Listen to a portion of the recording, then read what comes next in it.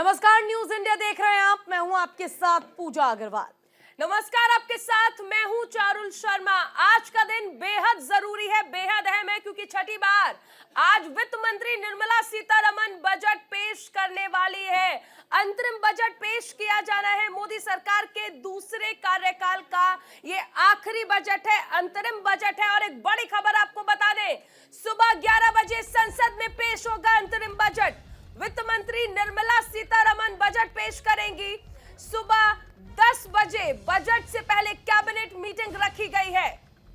बिल्कुल, तो देखिए ये इस वक्त की बड़ी और अहम जानकारी हम आपको दे रहे हैं। आज ठीक 11 बजे देश के हित के लिए और राष्ट्र के विकास के लिए बजट जो है वो पेश किया जाएगा सदन के पटल पर। अंतरिम बजट आज वित्त मंत्री निर्मला सीतारमण छठी बार रखेंगी। और न केवल आज अंतरिम बजट पेश किया जाएगा, बल्कि इसके जरिए जो गरीब वर्ग है, जो किसान वर्ग है, महिलाएं हैं, सबका विकास हो सके, इस पर भी पूरा केंद्र जो है वो सरकार का बना हुआ है।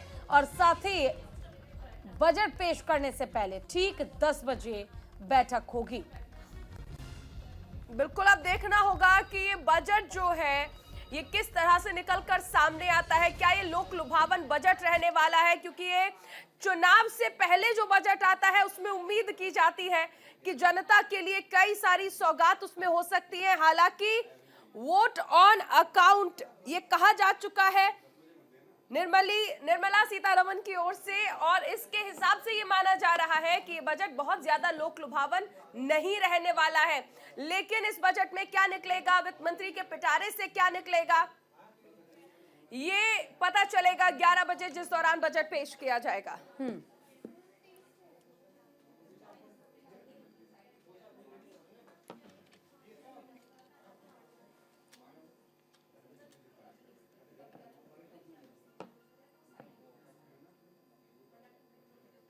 चलिए, कुछ ग्राफिक्स हमने तैयार करे हैं, वो ग्राफिक्स के जरिए आपको जानकारी देते हैं। साधारण विधेयक और धन विधेयक में क्या अंतर होता है।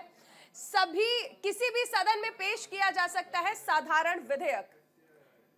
बिल्कुल, और देखिए धन विधेयक की अगर हम बात करें तो सिर्फ मंत्री ही लोकसभा में इसे पेश कर सकते हैं। वहीं साधारण विधेयक मंत्री या कोई भी सदस्य पेश कर सकता है।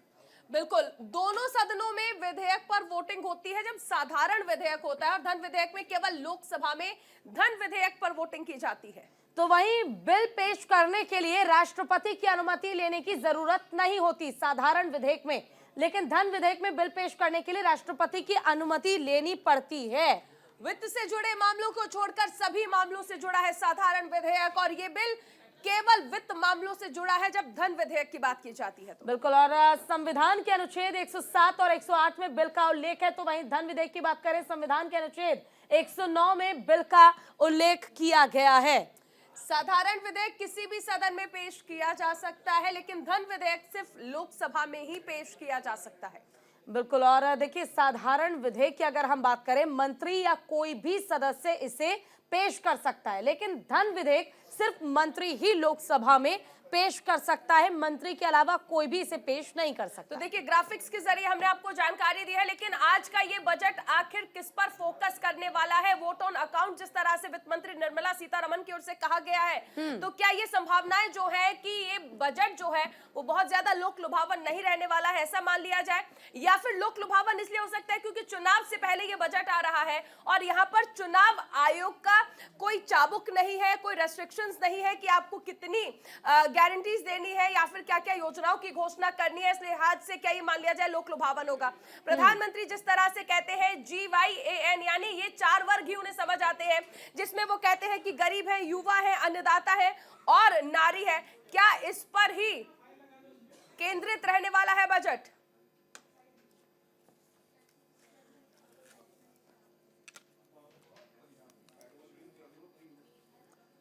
तो देखिए आज अंतरिम बजट 2024-25 पेश किया जाएगा और इसके जरिए किस तरह से विकास होगा इस पर भी काम होगा। देखिए ग्राफिक्स के जरिए हम बता रहे हैं, केंद्र सरकार ने जारी की आर्थिक रिपोर्ट जिसके आधार पर बजट पेश किया जाएगा। बिल्कुल, the Indian economy review report जो है वो ये है, भारत का जीडीपी ग्रोथ 7% रहने का अनुमान जताया गया है। हालांकि पिछले लंबे वक्त से ये 6% है, जो कि अब 7% रहने का अनुमान जताया गया है। पिछले 10 सालों के काम का लेखा जोखा जो होता है वो ये रिपोर्ट के जरिए बताया गया है। बिल्कुल, और द इंडियन इकोनॉमी के बारे में अगर हम बात करें तो अर्थव्यवस्था के लिए उठाए गए कदमों का इसमें जिक्र किया गया है कि आखिर किस तरह से आर्थिक तौर पर भारत मजबूत हुआ है। पहले से इसका जिक्र है, इकोनॉमी 7% की रफ्तार से बढ़ने का अनुमान लगाया गया है और इसीलिए प्रधानमंत्री नरेंद्र मोदी भी कहते हैं कि आर्थिक तौर पर हम काफी मजबूत हुए हैं। 6 से 7 साल में अर्थव्यवस्था के $7 ट्रिलियन होने का अनुमान जताया गया है और ऐसा अनुमान जो है वो पूर्व गवर्नर रघुनाथ राजन की ओर से भी जताया गया है। केंद्र सरकार ने आर्थिक रिपोर्ट जो है वो जारी की है, जिसके जरिए सारे फैक्ट्स जो है वो निकलकर सामने आए हैं। क्योंकि 2047 तक जिस तरह प्रधानमंत्री कहते हैं 7 ट्रिलियन इकोनॉमी का जो एक लक्ष्य लेकर भारत चल रहा है, उस पर कैसे आगे बढ़ना है, इस लिहाज से ये बेहद जरूरी हो जाता है। चलिए, तमाम संवाददाता हमारे साथ ग्राउंड जीरो से जुड़ गए हैं। दीपक चावला जयपुर से जुड़े हैं, मदन मोहन शर्मा भी वाराणसी, नीरज मिश्रा लखनऊ से हमारे साथ जुड़ेंगे। तो सबसे पहले दीपक, आपके पास आना चाहेंगे, राजस्थान में इस बार बजट को लेकर क्या उम्मीद है? देखिए, बिल्कुल प्रधानमंत्री नरेंद्र मोदी का मान सकते हैं कि ये चुनाव से पहले बजट है और काफी ज्यादा लुभावना हो सकता है। इस बजट से काफी ज्यादा लोगों को जो है उम्मीदें हैं। लोगों का जो है टैक्स काफी ज्यादा कटता है, तो मान सकते हैं कि टैक्स में कटौती की जा सकती है, युवाओं को रोजगार के यहाँ पर बात की जा सकती है और सबसे महत्वपूर्ण जो है किसान, जो कि इस पूरे देश की अर्थव्यवस्था को चलाते हैं। किसानों को यहाँ पर काफी हद तक जो फायदा है वो यहाँ पर दिया जा सकता है। किसान निधि योजना के तहत अभी सालाना जो है 6,000 रुपए दिए जाते हैं। इसके साथ ही मान सकते हैं कि 6,000 से बढ़ाकर अब इसको 8 या 9,000 रुपए कर सकते हैं। और जिस तरह से ट्रांसपोर्ट, पेट्रोल, डीजल के दाम जो है वो बढ़े हैं, तो ये भी अंदाजा लगाया जाता है कि उसको भी कम यहाँ पर कर दे तो शायद जो है काफी राहत मिल सकती है। हमारे साथ यहाँ पर, मैं लालकुटी सब्जी मंडी में हूँ, कुछ व्यापारी है, उनसे बातचीत करेंगे। किस तरह से आपके काम में जो है फर्क पड़ा है, क्या आप उम्मीद करते हैं? उम्मीद तो यही है कि हाँ, किसानों को फायदा होना चाहिए। किसानों को फायदा होगा तो हमारे को भी फायदा होगा। भाई, किसान की 6,000 की है, 8,000 से लेंगे। और दामों की बात करें तो दाम कितने बढ़ रहे हैं, घट रहे हैं? दाम तो पेट्रोल डीजल के बढ़ रहे हैं, इसलिए इसमें भाव बढ़ रहे हैं, हर चीज में भाव बढ़ रहे हैं। अब पब्लिक भी आती है यहाँ, लहसुन महंगा हो रहे हैं, इतने महंगा। प्याज तो खैर भाव सही है, बाकी फ्रूट भी महंगे हो रहे हैं, यही चल रहा है। आप सुन रहे हैं कि फ्रूट की इन व्यापारी का जो है कि किसान से जुड़े रहते हैं, इनका किसान से सीधा कनेक्शन रहता है, वो यहाँ आते हैं, इनको जो है फ्रूट वो देते हैं। तो कह सकते हो कि ये कह रहे हैं कि दाम जो है बढ़े हैं। दाम बढ़ने की वजह सबसे महत्वपूर्ण ये है, ट्रांसपोर्ट, पेट्रोल, डीजल के जो दाम है वो जब बड़े होते हैं तो ये सारी चीजें जो है बढ़ जाती है। तो ये उम्मीद कर रहे हैं कि उसमें थोड़ी सी राहत मिले ताकि इनके दामों में कम हो। क्योंकि अगर कोई भी चीज जो है, मैं बात करूंगा फ्रूट्स और सब्जी, ये अगर महंगी रहती है तो कहीं ना कहीं आम जनता के लिए ठीक नहीं रहती। तो उम्मीद कर रहे हैं कि उसमें थोड़ा सा राहत। ठीक है, मदन मोहन शर्मा हमारे साथ वाराणसी से जुड़े हुए हैं, उनका भी रुख को लेते हैं। मदन, जब हम बात उत्तर प्रदेश की करते हैं तब बात होती है देश के विकास में उत्तर प्रदेश के योगदान की। आर्थिक तौर पर उत्तर प्रदेश ज्यादा मदद करता है देश के विकास में। लेकिन अगर हम बात करें बजट की, इस अंतरिम बजट की या फिर इससे पहले जो बजट लाया गया, आम लोगों का आमतौर पर यह कहना होता है कि बजट का कोई खासा प्रभाव उनके जीवन पर नहीं पड़ता नजर आता है। लेकिन इस बार क्या लगता है, इस अंतरिम बजट से उत्तर प्रदेश के लोगों को कितनी उम्मीद है, क्या मिलेगी राहत? देखिए, बिल्कुल जो है उम्मीदें हैं, क्योंकि ये जो है अंतरिम बजट है और खास करके अगर हम बात करें तो इस समय जो है लोकसभा का जो है चुनाव भी होने वाला, तो इसको लेकर के सरकार जो है उस हिसाब से जो है बजट लेकर के आएगी। और लोगों को एक उम्मीद भी है कि जिस तरह से, चाहे वो शिक्षा की बात की जाए या स्वास्थ्य को लेकर के हो या किसानों को लेकर के हो, तो तमाम जो है उम्मीदें हैं इस बार सरकार से कि इस बार का जो बजट होगा तो उनके हक के लिए होगा। और जिस तरह से लगातार कहा जाए, जो चाहे महंगाई की बात हो रही थी या तमाम ऐसे जो मुद्दे थे उसको लेकर के जो बात हो रही थी।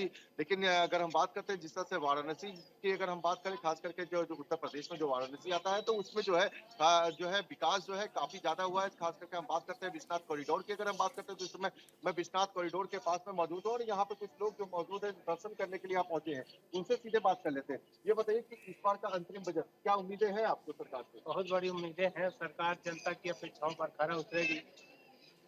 जो चाहते हैं मोदी सरकार करने वाली। आप एक स्टूडेंट में किस तरह से इसको देख रहे हैं बजट को? सर बजट को ऐसे तरीके से देख सकते हैं, ये पूरे साल की रूपरेखा होती है। इस रूपरेखा में जैसे जैसे हर साल आती है बजट, इस साल भी हमें उम्मीद है कि बहुत बेहतर है। क्या चलते हैं? ये पहले से ही अच्छा बेहतर है।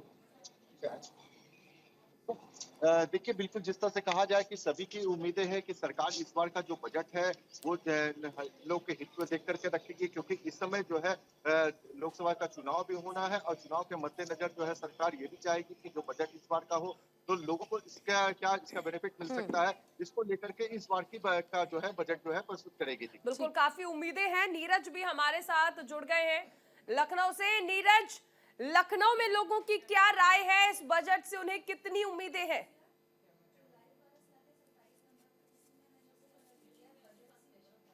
जी बिल्कुल, देखिए इस समय हम जो संजय गुप्ता हैं बजट को काफी अच्छी तरीके से पिछले 2-3 दिनों से इस पर चर्चा भी कर रहे हैं। तो संजय जी, किस तरह की उम्मीद है इस बजट को लेकर, क्योंकि अंतरिम बजट है, चुनावी वर्ष है और आप एक व्यापारी भी हैं, व्यापारी नेता भी, तो किस तरह की उम्मीदें हैं?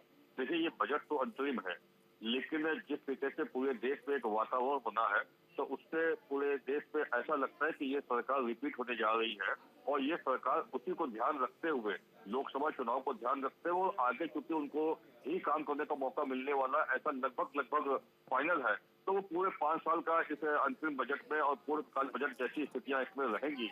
और मुझे लगता है कि प्रधानमंत्री जी ने देश की अर्थव्यवस्था को आगे बढ़ाने का निर्णय लिया हुआ है। देश की अर्थव्यवस्था को $5 ट्रिलियन इकोनॉमी का लक्ष्य रखा है, तो ऐसे में एमएसएमई सेक्टर को, व्यापारियों को ज्यादा इसमें मिलने वाला है और कहीं न कहीं सड़कों की कनेक्टिविटी पूरे देश में बढ़ी है, तो सड़कों को और ज्यादा ध्यान दिया जाएगा। रेल का भी कनेक्टिविटी बढ़ी, तमाम ट्रेनें नई पूरे देश में शुरू हुई है, तो ऐसी स्थिति में सरकार का पूरा फोकस ट्रेन पर रहेगा, पर्यटन पर रहेगा, सड़कों पर रहेगा, शिक्षा पर रहेगा।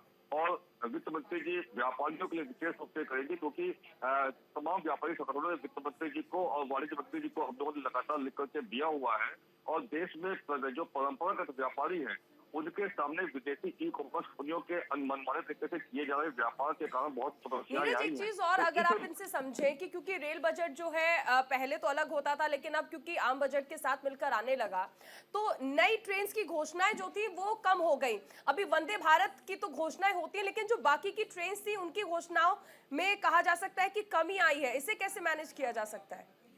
नहीं, मुझे लगता है कि क्योंकि पूरी कनेक्टिविटी पूरे देश में जोड़ने की बातचीत हो रही है और विशेष रूप से इस समय अयोध्या उत्तर प्रदेश में एक बहुत बड़ा पर्यटन स्थल के रूप में विकसित हो रहा है और भारत को विकसित भारत के रूप में ले जाने की सरकार की योजना है।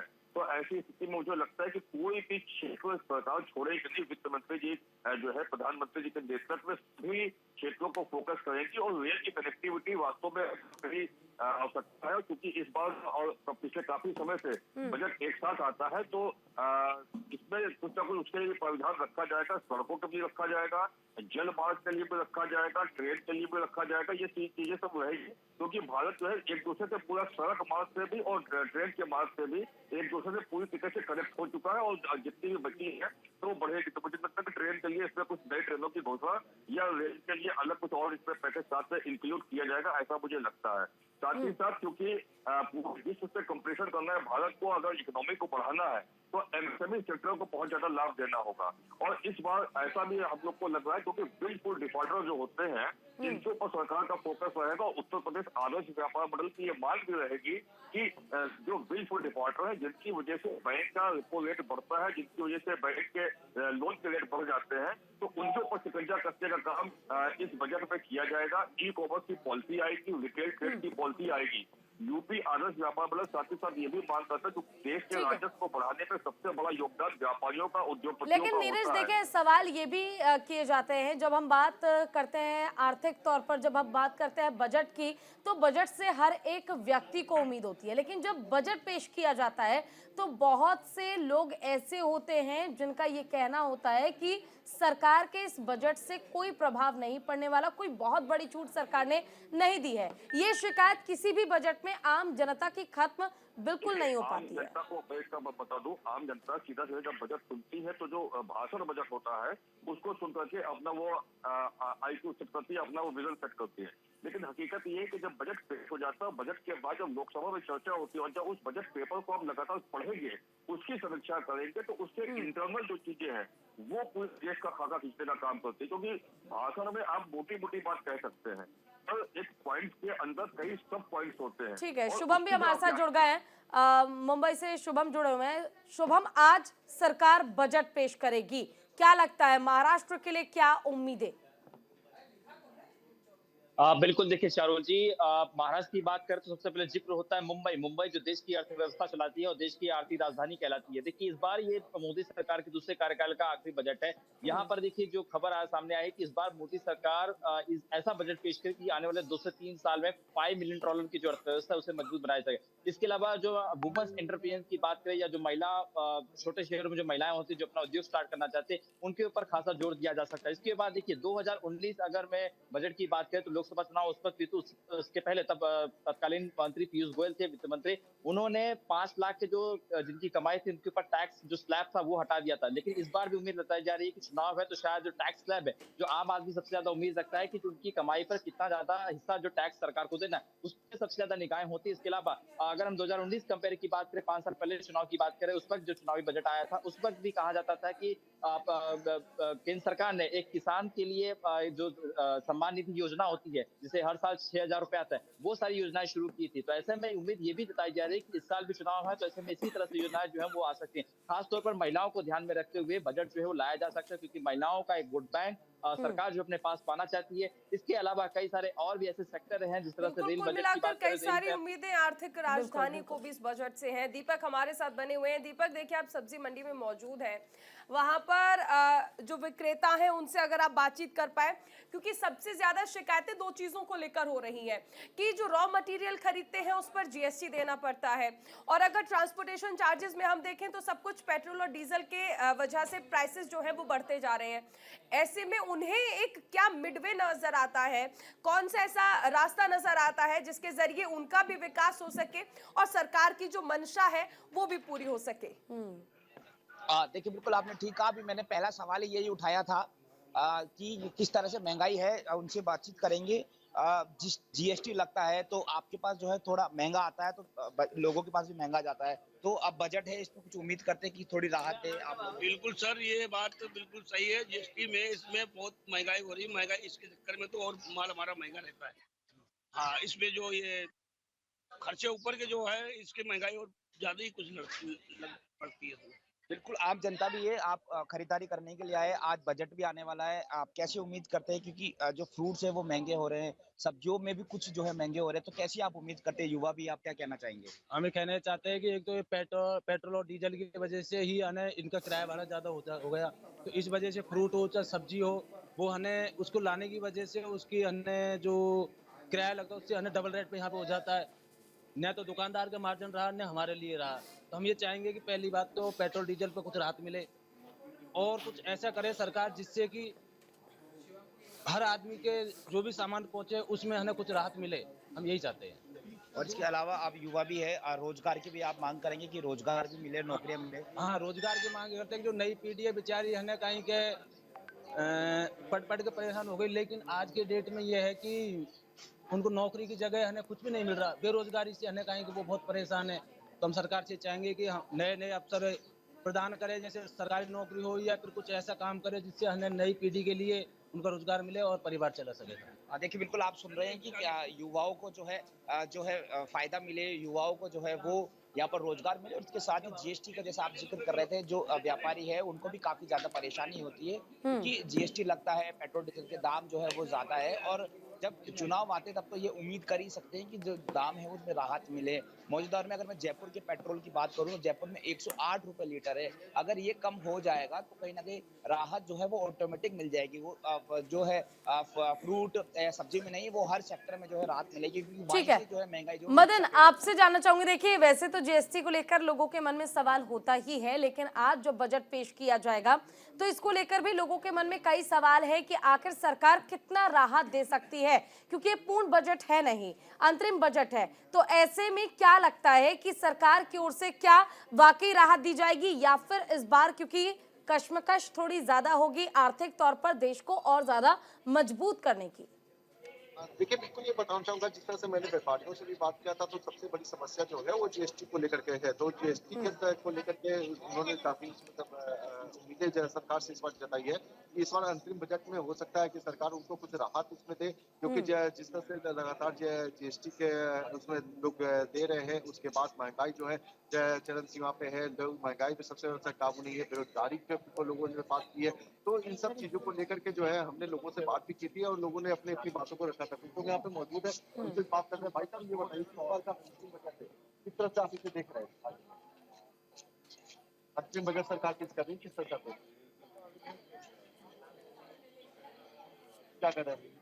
बजट का हम लोग चाहते हैं कि युवाओं के लिए आए और रोजगार की बात हो, उसमें वैकेंसियां है, जो भी रेलवे की जो 5,000 वैकेंसी आई है, कम से कम उसमें 20,000 वैकेंसी आनी चाहिए। सरकार को ये देखना चाहिए, विकास के बारे में सोचना चाहिए।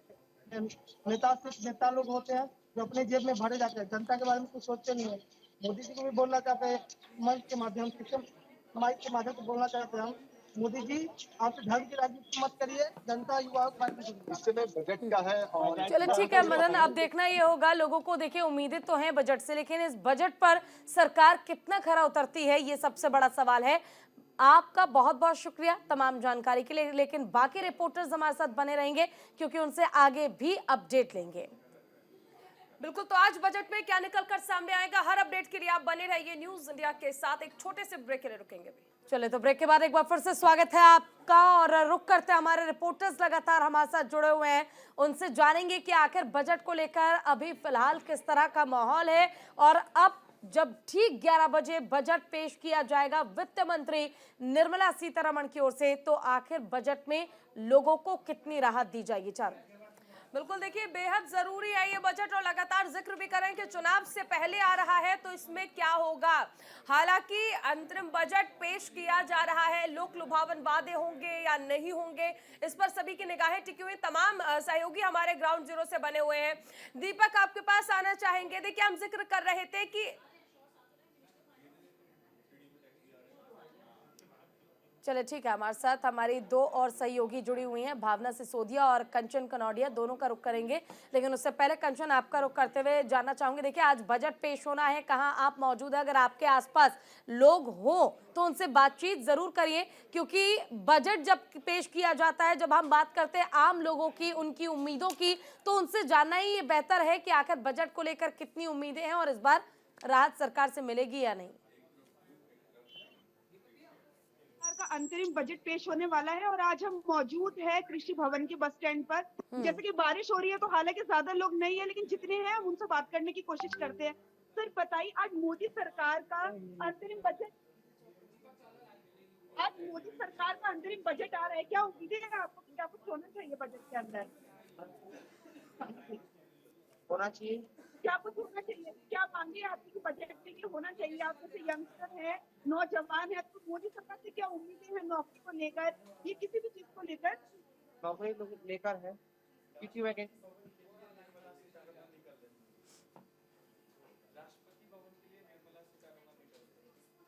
सीधी तस्वीरें दिखाई जा रही हैं, राष्ट्रपति भवन से निकल रही है वित्त मंत्री, राष्ट्रपति भवन के लिए निकल रही है वित्त मंत्री निर्मला सीतारमण, क्योंकि देखिए बजट पेश होना है और ऐसे में वित्त मंत्री निकल चुकी है।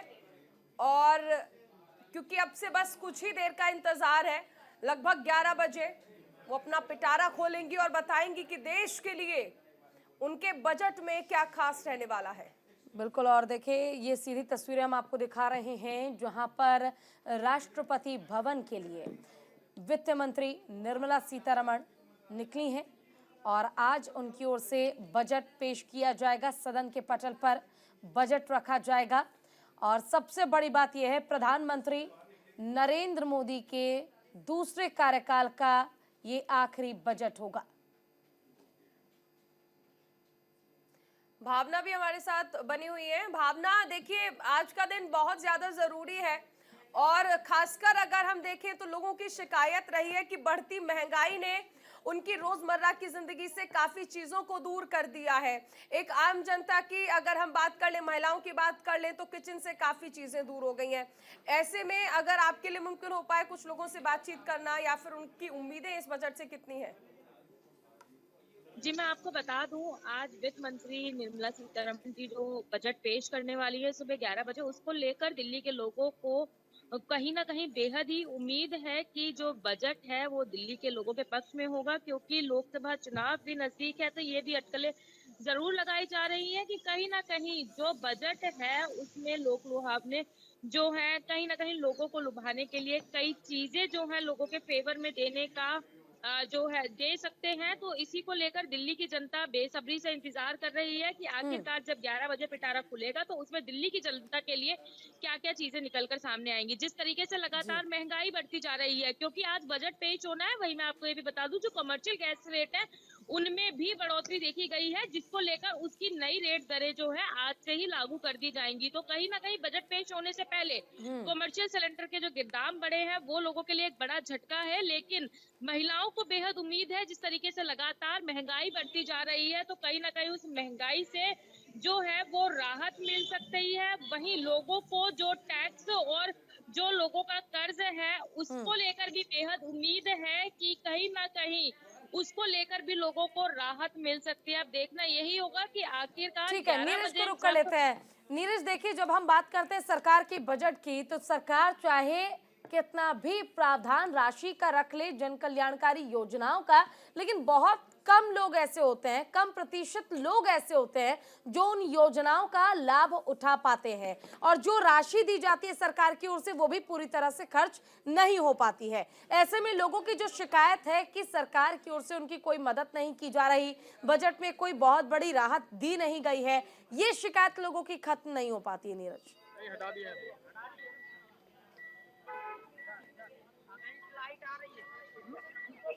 अबे इधर से लाइट आ रही है, इधर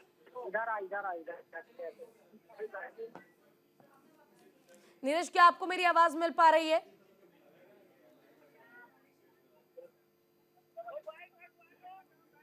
ठीक है, प्रदीप नामदेव भी हमारे साथ जुड़े हुए हैं। प्रदीप, देखिए, आर्थिक तौर पर अगर हम बात करें, रिपोर्ट जो है वो पेश कर दी गई है, और अगर भारत की बात करें तो आर्थिक तौर पर भारत का जो जीडीपी है वो 7% से ज्यादा बढ़ा है। छत्तीसगढ़ में क्या उम्मीद है, लोगों को क्या उम्मीद है, किस चीज के लिए राहत चाहते हैं लोग? जी बिल्कुल, देखिए, आज वित्त मंत्री निर्मला सीतारमण छठवां बजट जो है अपना पेश करने जा रही है। मोदी के दूसरे कार्यकाल का अंतिम बजट है जो कि पेश करने जा रही है, और इससे देश की जनता को काफी उम्मीदें हैं, क्योंकि देखिए मोदी जी साफ तौर पर बोल चुके हैं कि हमारे लिए कोई वर्ग नहीं है, लेकिन हमारे लिए 4 वर्ग हैं, जो कि युवा है, नारी शक्ति है, किसान है और गरीब लोग हैं। मतलब ये 4 वर्ग है, चारों वर्गों को साथ देते हुए आज निर्मला सीतारमण जो है बजट पेश करेंगे, और हमारे साथ तमाम लोग हैं बातचीत करने के लिए। आज बजट पेश हो रहा है, क्या कुछ उम्मीद रखते हैं आप? उम्मीद यही रखते हैं किसान लोग को कुछ मिले फायदा, गरीब व्यक्तियों को कुछ मिले। और क्या आप चाहते हैं भाई, क्या उम्मीद रखते हैं सरकार से, क्या मिले, मतलब क्या मिले? तो देखिए, जो तमाम लोग हैं उनको यही चाहते हैं कि जो गरीब हैं उनका कुछ ना कुछ हो, जो किसान है, किसान की जो निधि है उसमें बढ़ोतरी हो, और जो नारी शक्ति है, कहीं ना कहीं देखिए नारियों महिलाओं के ऊपर मोदी सरकार का पूरा फोकस है, और गरीब कल्याण और किसानों के लिए और युवाओं के लिए तो कहीं एक खास तौर पर कहीं ना कहीं आम बजट इस बार खास होने वाला है, क्योंकि मोदी सरकार साफ तौर पर पहले भी मोदी जी कह चुके हैं कि 4 जो वर्ग है इनको साथ देते हुए आज जो है कि निर्मला सीतारमण जो है बजट पेश करेंगी। और जिसमें बिल्कुल प्रदीप, कंचन भी हमारे साथ बनी हुई है। कंचन, देखिए, खासकर अगर हम देखें तो आज बजट पेश होना है, और इससे पहले कल ही आईएमएफ की ओर से बड़ा दावा किया गया है कि भारत आने वाले 2 सालों में विकासशील देशों की जो लिस्ट है उसमें और ज्यादा मजबूत होगा, और इतना मजबूत होगा कि अमेरिका और चीन को भी पीछे छोड़ देगा। तो ऐसे वक्त में जब ये रिपोर्ट आती है बजट से पहले, कितना ये उत्साहित करती है, और भारत के बजट को लेकर इसे किस तरह से देखा जाए? जी बिल्कुल, देखिए, तमाम रिपोर्ट्स में जो सरकार दावा कर रही है, और आईएमएफ जैसे आपने जिक्र किया, इसको लेके तमाम इस प्रकार के परसेंटेज आती रहती हैं, लेकिन और कल ही राष्ट्रपति द्रौपदी मुर्मू ने भी जिक्र किया था कि हमारे देश में 25 करोड़ लोग अब गरीबी रेखा से ऊपर उठ गए हैं। हालांकि ये सब चीजें रिपोर्ट्स और ये परसेंटेज आती रहती है, लेकिन फिर भी हमने 2 दिन पहले ठीक कुछ लोगों से बजट को लेकर बात की थी, तो तमाम जो युवा थे वो बेरोजगारी की बात कर रहे थे और उनका साफ तौर पे कहना था कि हमारी मोदी सरकार से उम्मीदें हैं कि सरकार हमारे लिए, हम इतने एजुकेटेड है लेकिन हमारे पास नौकरियां नहीं है, तो नौकरियों को लेके हमारे लिए कुछ ना कुछ करेगी। वहीं दूसरी तरफ जब टैक्स पेयर्स की बात आई तो टैक्स पेयर्स ने बोला कि परसेंटेज इनडायरेक्ट वे में जो टैक्सेस लगते हैं वो कहीं ना कहीं हमें बहुत ज्यादा पड़ते हैं और उन टैक्सेस के दबाव में हम अपने बिजनेस को करने में रुक जाते, असमर्थ होते हैं, कई मुश्किलों का सामना करना पड़ता है। तो टैक्स पेयर्स और एजुकेटेड लोगों ने कहा था कि किस प्रकार से सरकार बेरोजगारी पे काम करे और टैक्स को लेकर काम करे। देखिए ये जो 2 मुद्दे हैं टैक्सेस के और बेरोजगारी के, ये बहुत ही मिडिल क्लास आम जनता की जो जमीनी तौर पे लोग जुड़े हुए हैं उन लोगों की समस्याएं हैं। तो कहीं ना कहीं लोगों को उम्मीद है कि जो मोदी सरकार है वो बेरोजगारी को लेकर, शिक्षा को लेकर और टैक्सेस को लेकर कहीं ना कहीं कुछ काम करेगी। जिस प्रकार से हमने देखा पिछले कुछ सालों में जो निजी और छोटे उद्योग थे वो कहीं ना कहीं बड़ी तादाद में बंद हुए हैं, तो मोदी सरकार उनको मदद करने में कुछ ना कुछ। ठीक है कंचन, रुक करूंगी आपका, लेकिन फिलहाल एक बहुत बड़ी जानकारी आ रही है वो हम अपने दर्शकों को दे दे। देखिए इस वक्त की बड़ी खबर हम आपको ये बता दें, आज ठीक 11 बजे बजट पेश होना है और बजट पेश होने से पहले राष्ट्रपति से मिलने जाएंगी वित्त मंत्री निर्मला सीतारमण। थोड़ी देर में वित्त मंत्रालय से निकलेंगी निर्मला सीतारमण और बजट पेश करने से पहले मुलाकात करेंगी राष्ट्रपति से। बिल्कुल बड़ी खबर आपको बताई जा रही है, राष्ट्रपति से मिलने जाएंगी वित्त मंत्री निर्मला सीतारमण। थोड़ी ही देर में ये मंत्रालय में मुलाकात होनी है और सबसे अहम चीज है कि आज बजट पेश होना है, उससे पहले मुलाकात करने के लिए जा रही हैं। दीपक हमारे साथ बने हुए हैं। दीपक देखिए 2047 तक का जो लक्ष्य रखा गया है भारत की $5 ट्रिलियन इकोनॉमी को लेकर, उसको अगर हम देखें और बजट में अगर हम देखें तो क्या लग रहा है कि उस रफ्तार से हम किस कदर आगे बढ़ रहे हैं? देखिए बिल्कुल जिस तरह से प्रधानमंत्री नरेंद्र मोदी के नेतृत्व में भारत की इमेज विश्व स्तर पर जो है बड़ी है, वो कहीं ना कहीं ये संकेत देता है कि हमारी जो अर्थव्यवस्था है वो और तेजी से भी इसी तरह बढ़ेगी। आपने देखा कि हाल में जिस तरह से राजस्थान जयपुर के दौरे पर आए थे फ्रांस के राष्ट्रपति, तो जब कोई राष्ट्रपति किसी देश का राष्ट्रपति आता है तो जाहिर सी बात है वहाँ की कंपनी, वहाँ के बड़े उद्योगपति भी जो है भारत में आते हैं और यहाँ पर जो है निवेश करते हैं, जिसका फायदा होता है कि सीधा सीधा जो है भारत और यहाँ के जो व्यापारी है, यहाँ के जो लोकल लोग हैं उनको फायदा मिलता है। ये मात्र मैंने एक फ्रांस का उदाहरण दिया है, ऐसे कई सारे देश है जिनसे हमारे संबंध बहुत बेहतर है और आज लोग जो है वो चाइना जो व्यापारी है, बड़े उद्योगपति, ठीक है दीपक, आप बने रहिए हमारे साथ और बाकी हमारे रिपोर्टर्स भी हमारे साथ बने रहेंगे। लेकिन इसी बीच आपको सुनवाते हैं कि आखिर इस बार इस अंतरिम बजट को लेकर आम लोगों की क्या राय है, उनका क्या कहना है, उनकी क्या उम्मीदें हैं, जरा देखिए। उम्मीद है देखो जैसे चल रहा है वरना वैसे ही चलेगा। मेन है कि हमें कुछ एडिशनल बेनिफिट मिले, मतलब सारे इंडिविजुअल्स एक ही आप उसी तराजू पे तोलोगे तो कोई बेनिफिट नहीं है ना, कि सबका जिसका अगर टैक्स आपका ज्यादा पे ऑफ हो रहा है तो आप उसको कुछ एडिशनल बेनिफिट दो, उसको फायदा तो, वरना फिर सारे एक ही उस पे आ रहे हैं, कोई दिक्कत नहीं। आप मेरे टैक्स से आप दूसरा पब्लिक यूज कर रही है तो ठीक है, पर थोड़ा सा एडिशनल बेनिफिट हमें मिलना चाहिए। बजट से हम आम इंसान को क्या ही उम्मीद होती है, एक उम्मीद होती है कि जो हमारी जो जरूरत की चीजें हैं वो हमारे सस्ते दाम पे मिले। हमें जो एक आम इंसान की जो बेसिक नीड्स हैं सर, ये बजट फ्रेंडली होनी चाहिए। हमारे जिस तरीके से महंगाई भाग रही है ये कंट्रोल में हो, बस यही उम्मीद है सर, बेसिक उम्मीद यही है। चलिए ठीक है, हमारे साथ हमारे संवाददाता लगातार जुड़े हुए हैं, नीरज का रुख कर लेते हैं। नीरज देखिए, आपसे जो मेरा सवाल था ठीक वही सवाल दोबारा रहेगा। जब हम बात बजट की करते हैं, लोगों को उम्मीद रहती है कि टैक्स कम होगा, तमाम चीजें जो हैं उस पर राहत मिलेगी, सिलेंडर के दाम कम हो जाएंगे। लेकिन सरकार की ओर से जब बजट पेश किया जाता है, तमाम जन कल्याणकारी योजनाओं पर पैसे लगाए जाते हैं, लेकिन उन योजनाओं का लाभ बहुत से लोग नहीं उठा पाते और जो पूरी राशि है वो भी खत्म नहीं हो पाती। ये भी एक बहुत बड़ी परेशानी और एक बहुत बड़ा मुद्दा है विचार करने के लिए। बजट आता है तो लोगों को उम्मीदें होती हैं कि उनको कुछ छूट मिलेगी या महिला उद्यमी है उनको बढ़ावा मिलेगा, लेकिन ये सारी चीजें आती हैं तो कहीं न कहीं जानकारी का अभाव भी होता है। यही स्थिति अभी तक आप समझिए कि जीएसटी को लेकर भी व्यापारियों में बनी हुई है कि जीएसटी का जो बैग है ये किस तरह का है। हमारे पास ये खुद भी जानेंगे जीएसटी को लेकर आखिर व्यापारियों में अभी तक भ्रम की स्थिति है, किस तरह की भ्रम की स्थिति क्या इस वजह से लग रहा है। देखिए जीएसटी जब से लागू हुआ है तब से लेकर अभी तक 1037 से अधिक संशोधन हो चुके हैं और इसका ढांचा जो एक जीएसटी की अवधारणा थी कि वन नेशन वन टैक्स, वो स्टेट के इंफ्रास्ट्रक्चर की वजह से, संघीय ढांचे की वजह से भारत में इसका स्वरूप जो है बड़ा चेंज हो गया है।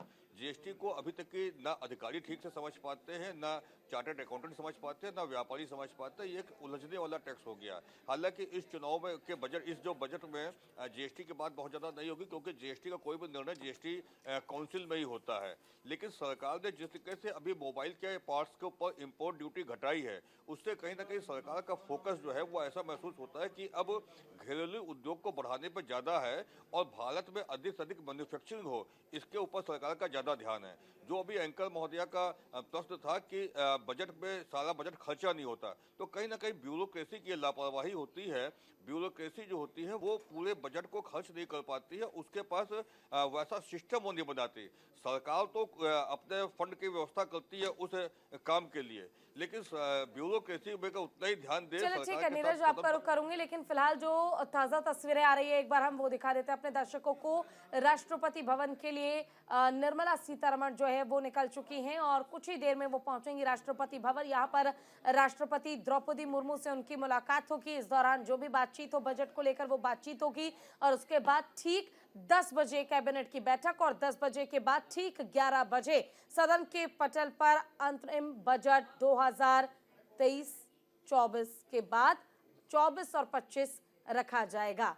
तो देखिए सीधी तस्वीरें हम आपको दिखा रहे हैं। झमाझम बारिश के बीच आज बजट और बजट में आखिर कितनी राहत। बिल्कुल, और देखिए मौसम जो है वो भी दिल्ली का बदल चुका है। हमारे साथ सहयोगी प्रदीप जो है वो भी बने हुए हैं। प्रदीप देखिए दिल्ली में मौसम जरूर बदल गया है, बारिश हो रही है, लेकिन रांची में कल का मौसम काफी गर्म रहा है। आज की अगर बात कर लें बजट को लेकर, आज कैसा मौसम है, आज क्या उम्मीदें हैं? जी बिल्कुल, देखिए मौसम में सर्दी भी है और कल गर्मी भी थी। देखिए बिल्कुल आज बजट पेश होने जा रहा है जो कि सभी वर्गों को साधे।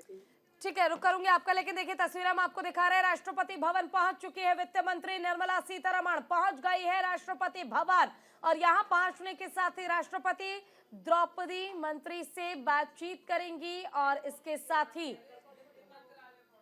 माफ कीजिएगा वित्त मंत्रालय पहुंची हैं वित्त मंत्री निर्मला सीतारमण और यहां से अपनी वो पोटली जो पिटारा है जिसमें होंगे राज कि आखिर कहां मिली है बढ़त और कहां मिलेगी राहत, जिस पर सभी की निगाहें आज टिकी हुई है। जब भी बात और जिक्र बजट का हुआ है तब लोगों को उम्मीद ये रही है कि महंगाई से शायद कुछ राहत लोगों को मिल जाए, लेकिन हर बार बजट के साथ ही लोगों की ये भी शिकायत रही है कि इस बार बजट मन को भाया नहीं। लेकिन इस बार का बजट क्या मन को भाएगा, ये सबसे बड़ा सवाल है। वित्त मंत्रालय पहुंच चुके हैं वित्त मंत्री निर्मला सीतारमण और सीधी तस्वीरें हम आपको दिखा रहे हैं। झमाझम बारिश के बीच आज झमाझम बजट जो है वो पेश किया जाएगा और बजट पेश होने के साथ ही लोगों की उम्मीदों पर आखिर ये वित्त मंत्री निर्मला सीतारमण जो प्रधानमंत्री नरेंद्र मोदी के कार्यकाल में छठी बार बजट पेश करने जा रही हैं, वो लोगों को कितनी राहत देंगी। देश की इकोनॉमी की अगर हम बात करें तो जीडीपी 7% पर पहुंच चुका है भारत का और लगातार भारत को आर्थिक तौर पर मजबूत करने के लिए प्रधानमंत्री नरेंद्र मोदी काम कर रहे हैं।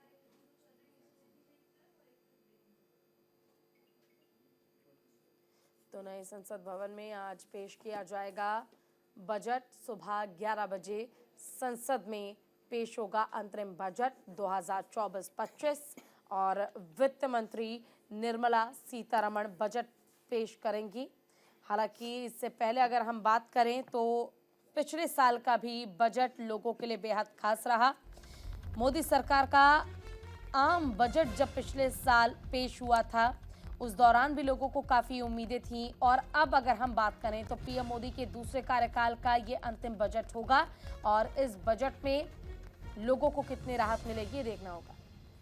बिल्कुल देखिए, और अब पूजा देखिए जिक्र भी कर रही थी कि पिछली बार का जो बजट था वो बहुत ज़्यादा इम्प्रेस नहीं कर पाया था लोगों को, लोक लुभावन बहुत ज़्यादा नहीं था। और आप ये भी जिक्र कर रही थी कि सवाल उठाए गए थे, तो मुझे 2019 का वो दौर भी याद आ जाता है कि जब वित्त मंत्री निर्मला सीतारमण ने बजट पेश किया था तो देश तो छोड़िए, उनके अपने पति जो है परकला प्रभाकर, जो खुद एक राजनीतिक पार्टी से आते हैं, उन्होंने भी जिक्र किया था कि ये बजट जो है ये बिल्कुल लोक लुभावन नहीं है। यानी देश तो बाद में सवाल उठाता, सवाल उठाने का सिलसिला घर से ही शुरू हो चुका था। खैर, राजनीति है और राजनीति में विपक्ष का काम है विरोध करना। फिलहाल आज की बात कर लें तो आज बजट पेश होना है सुबह 11 बजे। कंचन हमारे साथ बनी हुई है।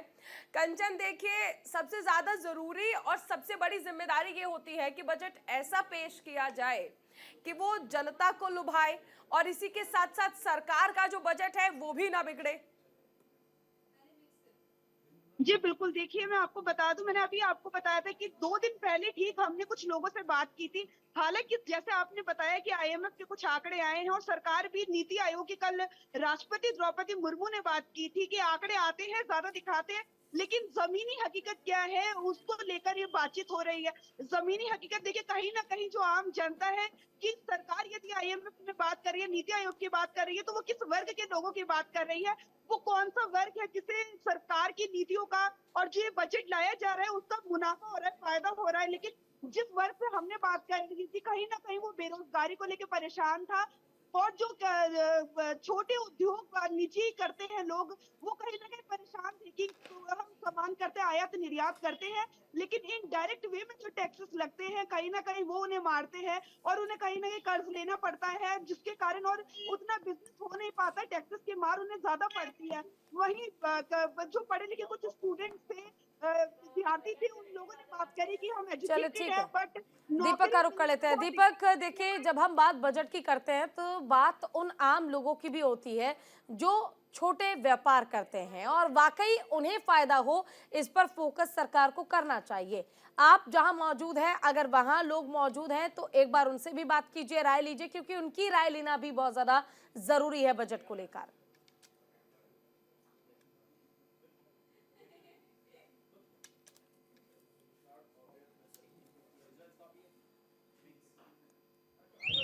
दीपक, क्या आपको मेरी आवाज मिल पा रही है?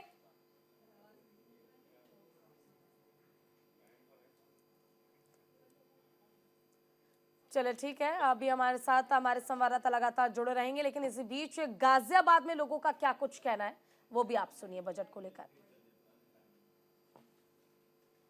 नहीं, जैसे हमारी सरकार हर साल इनकम टैक्स की रिबेट में कमी छूट देती है, तो इस साल भी अब इलेक्शन है, काफ़ी बड़ा इलेक्शन है, तो हम उम्मीद करते हैं कि सरकार इस बार भी अच्छा खासा हमें बजट में छूट देगी। 18% जीएसटी बहुत ज़्यादा है, ठीक है, जो कि हाई लेवल के प्रोडक्ट्स हैं उसमें चलता है, मगर जो एसेंशियल प्रोडक्ट्स हैं जो कि हर किसी को जरूरत है, गरीब को भी और हर मध्य वर्ग के आदमी को, तो उन प्रोडक्ट्स पे टैक्स स्लैब कम होनी चाहिए। ऐसी भी बहुत सारी चीज़ें हैं, एसेंशियल प्रोडक्ट्स हैं, उन पे टैक्स स्लैब कम होना चाहिए। सरकार को इनकम टैक्स में छूट देनी चाहिए और कैपिटल गेन्स में भी छूट देनी चाहिए। कैपिटल गेन बहुत पड़ जाता है, जैसे कोई किसी ने प्रॉपर्टी को बेचता है तो उसमें टैक्स की दर बहुत ज़्यादा है, उसको कम करना चाहिए।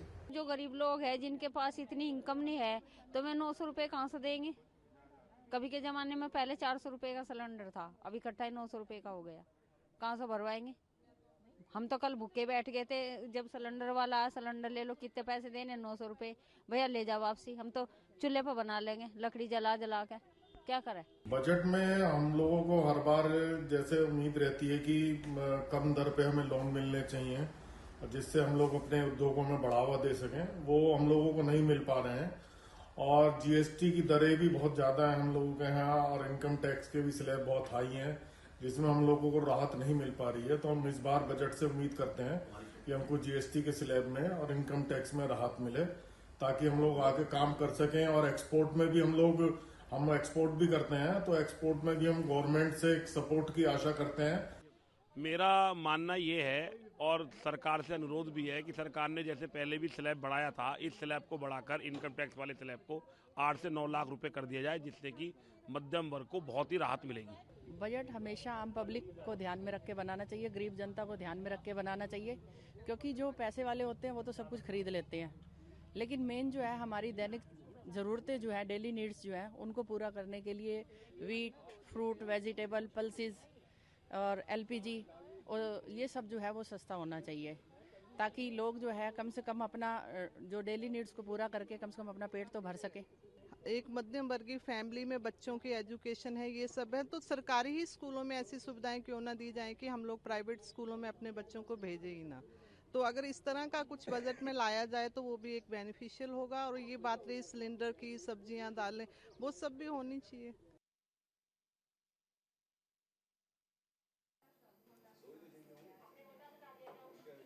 चलिए, तो बजट पर लगातार हमारी निगाहें बनी हुई हैं। ग्राउंड जीरो से हमारे साथ हमारे सहयोगी प्रदीप, कंचन, नीरज और दीपक जुड़े।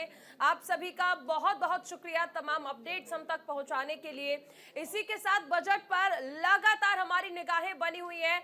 इंतजार उस वक्त का है जब 11 बजे वित्त मंत्री निर्मला सीतारमण बजट पेश करेंगी।